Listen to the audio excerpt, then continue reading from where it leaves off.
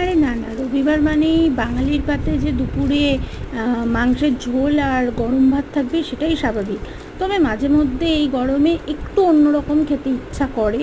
তো সেই কারণেই আজকে এই কাজ করতে করতে হঠাৎই মনে হলো যে বাইরে থেকে আমি অর্ডার করে ফেললাম আমাদের পাঞ্জাব রেস্টুরেন্ট, ব্যারাকপুরে পাঞ্জাব রেস্টুরেন্ট থেকে এই উত্তাপাম অর্ডার করেছিলাম। উত্তাপামটা যেরকমই গরম ছিল যখন অর্ডার করেছি, তার সাথে বেশ বড়ও ছিল, একটা মানুষের খাওয়ার জন্য এনাফ আমার মনে হয়। এখানে বেশ পনির টনির আলু টালু দিয়ে বেশ ভালোই করেছিল।